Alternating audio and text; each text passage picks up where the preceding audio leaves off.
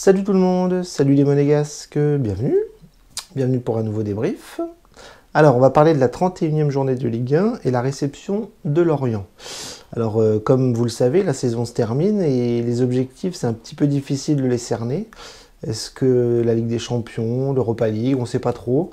En tout cas Monaco essaye péniblement de s'accrocher, on perd des points, on perd beaucoup de points et on n'est toujours pas sur le podium. Alors, il reste peu de matchs, mais ceux qui restent vont être assez costauds.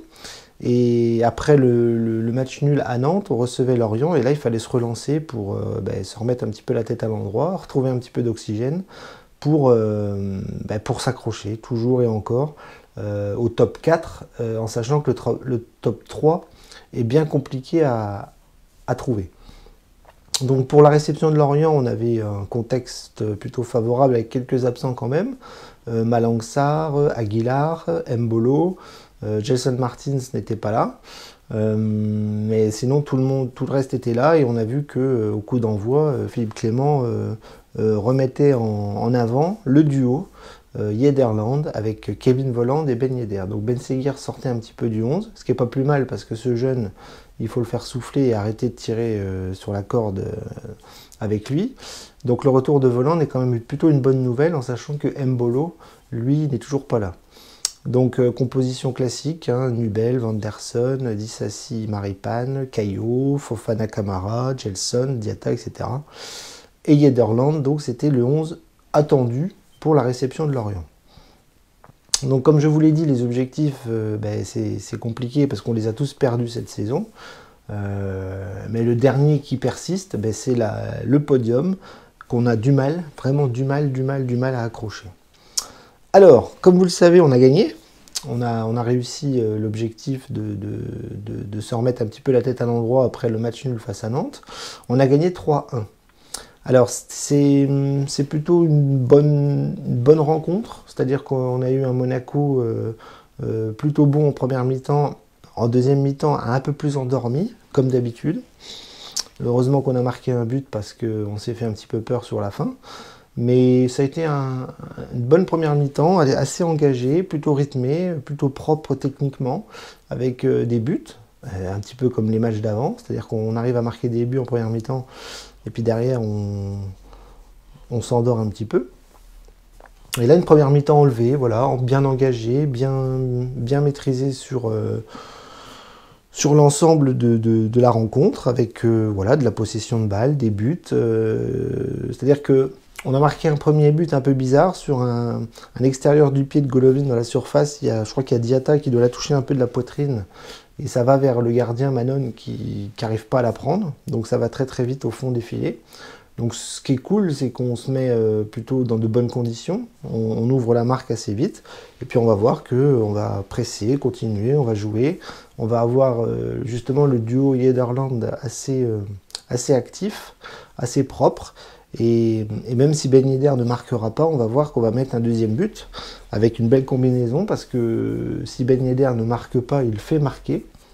Et voilà, sur une occasion, sur une belle offensive, Ben Yedder va lancer Golovin qui va rentrer dans la surface et qui va marquer assez facilement dans le but lorientais. Donc 2-0, vous voyez, la première mi-temps est bonne, engagée, rythmée. Les Lorientais sont un peu étouffés, on aurait même pu en mettre un troisième, voire un quatrième. Donc ça se passe bien. On n'est pas flamboyant, mais on est bon, on est présent et on est sérieux.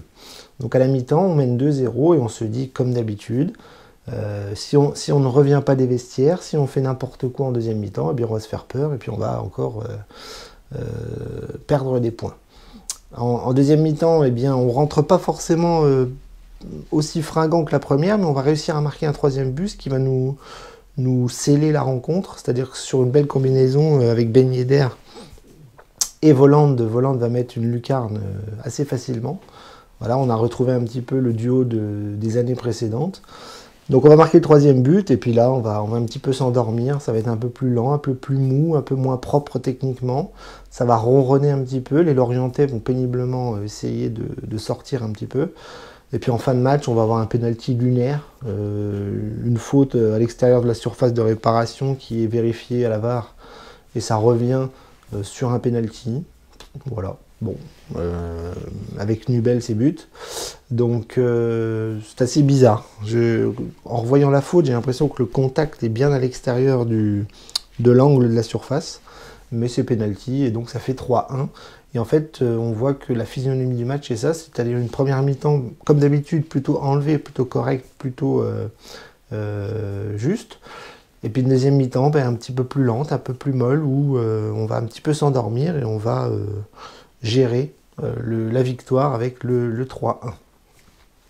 Donc voilà, un match qui fait du bien, parce qu'on avait besoin de se remettre sur le chemin de la victoire. Et en attendant la semaine prochaine, on souffle. Et ça fait beaucoup de bien. Alors, on va analyser un petit peu les joueurs. On va voir que c'était plutôt intéressant sur le plan défensif, en tout cas au début du match, où Nubel n'a pas été beaucoup inquiété. C'est en deuxième mi-temps qu'il a eu quelques trucs à faire, quelques arrêts, quelques interceptions, puis un penalty à prendre.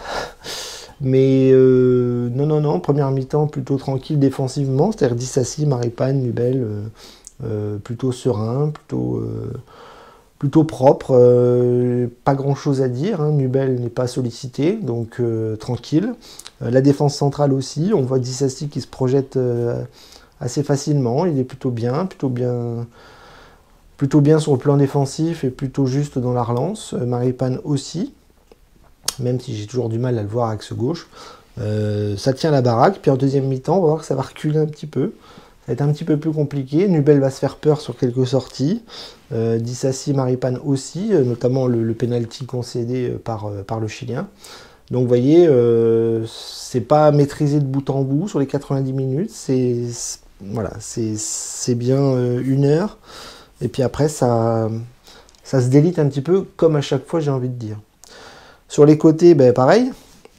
Les Brésiliens qui aiment quand on attaque, quand on se projette, ils aiment bien attaquer et prendre leur couloir pour essayer de centrer, apporter le surnombre, essayer de combiner avec les ailiers. Donc là, ils étaient assez libres de monter, donc c'était plutôt cool. Caio Henrique et Vanderson aiment ça, aiment beaucoup monter, beaucoup attaquer, et là, ça a été extrêmement intéressant parce que sur le plan défensif, ils ont eu peu de choses à faire, et donc quand ils attaquent un peu plus que ce qu'ils défendent, en général c'est plutôt bon signe, parce que ça veut dire que l'équipe joue haut et souvent a le ballon, et ça c'est plutôt rassurant face à des petites équipes. Et on voit que Lorient, pour le coup, c'est un peu compliqué en ce moment. Voilà, ils ont perdu des gros joueurs, des titulaires, c'est un peu une équipe remaniée, donc on voit que c'est un peu compliqué pour Lorient en ce moment. Au milieu de terrain, on a retrouvé Fofana, donc ça c'était une bonne chose parce qu'il n'était pas là la semaine d'avant. Il a plutôt géré le milieu de terrain avec Camara, c'était plutôt bien, plutôt bon, plutôt costaud. Même si je trouve que Camara fait encore pas mal d'erreurs en ce moment, Fofana a tenu la baraque un peu plus que lui. Mais globalement, le duo a plutôt bien fonctionné pendant une heure, allez, 60-65 minutes. Et puis en deuxième mi-temps, on voit qu'ils sont sortis, notamment Camara. C'était un petit peu moins précis, un peu moins bon, mais globalement, ils ont fait un bon match, et c'est un petit peu le noyau dur, c'est le cœur de l'équipe qui a plutôt bien performé aujourd'hui. On va pas se mentir, ça il faut le souligner quand ça se passe bien. Sur les côtés, Golovin et Diatta aussi, voilà, grosse activité, un petit peu comme Caio et Vanderson. Ça cherche souvent les couloirs, ça essaye de perforer, de dribbler, de centrer. C'était plutôt bien en première mi-temps, deuxième mi-temps c'était un peu plus compliqué. Et Golovin en a profité, Diatta aussi parce qu'ils ont marqué. Diatta le premier but et Golovin le deuxième. Donc voilà, globalement une bonne activité, un match plutôt correct. On va pas taper sur l'ambulance aujourd'hui. C'était bien. Ça peut être mieux, mais c'était bien. Et la semaine prochaine, il faudra que ça soit encore meilleur, parce que là, ça va pas être la même limonade. Devant Yederland, on a retrouvé le duo. Voilà, ils s'entendent bien. Moi, je trouve que c'est... Ben Yedder s'entend mieux avec Voland qu'avec Ben Seguir, voire Mbolo, ça c'est une réalité. Et c'est cool de revoir Voland rejouer, ne plus se blesser et retrouver du temps de jeu, parce que les deux, ça combine bien. Voilà, ils ont quand même une certaine complicité, ils arrivent à se trouver les yeux fermés. On a vu sur le troisième but que c'est quand même une combinaison où l'expérience entre les deux est là. Ça se passe bien. C'est vraiment un duo qui... C'est pas un duo qui est extraordinaire, mais c'est un duo qui s'entend bien. Et ça se voit dans les courses, dans les appels, dans les petits espaces. C'est vraiment très très très intéressant de revoir le duo Yederland quand Mbolo est à l'infirmerie et quand Ben Seguir peut souffler. Donc voilà, c'est dommage que Ben Yedder n'ait pas marqué. Il a fait 2 passes décisives, donc pour moi c'est l'équivalent de but. Il a apporté dans le jeu, et ça c'est très très bien. Et il n'a pas été isolé non plus, donc non c'est bien. Sur le plan offensif, c'est une bonne chose.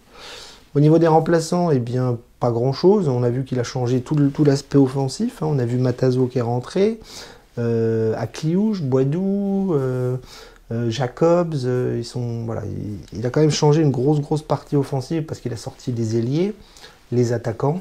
Et bon, c'est pas plus mal de les faire souffler parce qu'il y a eu quand même une grosse activité cet après-midi. Et puis la semaine prochaine, on en a besoin. Donc voilà, pas de blessure, pas de carton. Et ça, c'est la moindre des choses pour aller à Bollaert, pour aller affronter Lens. Donc voilà, des remplaçants qui n'ont pas forcément amené quelque chose en plus. Mais on retiendra quand même aujourd'hui le retour de Yederland et une bonne activité en première mi-temps qui nous aura quand même amené les principaux éléments de la victoire. Bien, eh bien, on va conclure par le fait que ce week-end est positif, enfin. On avait perdu vraiment beaucoup de points, hein, notamment à Nantes, dans les matchs précédents où on avait tendance à stagner, voire à reculer un petit peu. Mais le problème, c'est que Lens est toujours devant, Marseille est toujours devant. La semaine prochaine, c'est un match capital sur le plan comptable. Je ne vais pas parler de finale parce que ça, je ne supporte pas ce mot-là. Mais ça va être un match très très important et j'espère que les Monégas seront au rendez-vous. À Lens, on n'y est pas souvent au rendez-vous. C'est très très compliqué de les jouer. Ils sont plus forts que nous. On va pas se mentir, ils sont plus forts que nous. Ils sont censés nous battre la semaine prochaine. Je pense qu'on va souffrir. On va prendre beaucoup de buts, mais il faudrait que Monaco crée un exploit. J'ai envie de dire un miracle, parce que je ne suis pas sûr qu'on soit favori la semaine prochaine. Il va falloir un miracle, un exploit, il va falloir se dépouiller, voir un Monaco qu'on n'a pas l'habitude de voir. Mais c'est surtout un Monaco qui va devoir marquer beaucoup de buts. Je pense que la semaine prochaine, il va falloir accepter d'en prendre des buts. On va en prendre peut-être 2, peut-être 3, peut-être 4, mais nous, il va falloir qu'on soit extrêmement précis sur le plan offensif. Il faudra qu'on soit très très fort sur les occasions qu'on aura. Et je pense que l'objectif, ça sera de ne pas perdre. Si on fait match nul à Lens, ce sera très bien. Si on gagne, c'est encore mieux. Mais ça va être très très très compliqué. Et j'ai du mal à trouver les armes pour que Monaco fasse un résultat là-bas. Voilà, j'essaye d'être objectif. Hein. Si je suis subjectif, je vois la victoire de Monaco. Si je suis objectif, je me dis qu'on va galérer. Mais vraiment, vraiment, vraiment, vraiment. Alors après, si on prend une tôle à Lens la semaine prochaine, il restera des matchs. Hein. Je crois que Lens doit jouer contre Marseille, etc. Donc nous, il faudra qu'on soit fort la semaine prochaine, mais dans 2 semaines, dans 3 semaines, dans 4 semaines, il reste 7 matchs, je crois. Ça sera la 32e journée, donc oui, il restera de moins en moins de matchs, mais ça sera des affiches. Hein. On va jouer Lyon, Rennes... on va aussi jouer Angers, donc vous voyez, le championnat n'est pas fini. Mais si la semaine prochaine, on avait la bonne idée de faire un exploit, ça serait extraordinaire dans le dernier sprint final. Voilà, bon, enfin, on n'y est pas. On va savourer un petit peu la victoire contre Lorient, parce que c'est bien de retrouver un petit peu le chemin de la victoire, retrouver les 3 points, retrouver Yederland et retrouver des buts, notamment au Stade Louis II. Donc maintenant, voilà, on va savourer la semaine. On espère que les joueurs vont bien préparer l'affiche de samedi soir. Et puis on fera le point samedi soir, justement, après le match. Voilà, on va s'accrocher. Monaco va s'accrocher à l'Europe. Si on peut aller en Ligue des Champions, on ira, même si la 3e place, c'est terrifiant. Mais il faut s'accrocher, voilà, il faut arrêter de perdre des points bêtement, il faut finir en trombe. Et j'espère que les joueurs auront les moyens de bien finir, parce qu'on a vraiment, vraiment besoin d'un Monaco fort, un Monaco européen, et un Monaco sur le podium, c'est la base. J'ai envie de dire que c'est la base. Voilà. Donc je vous laisse, voilà, de profiter de cette belle petite victoire de ce dimanche après-midi. Puis on se retrouve samedi soir, voilà, pour le débrief face à Lens qui s'annonce chaud, chaud, chaud, chaud bouillant.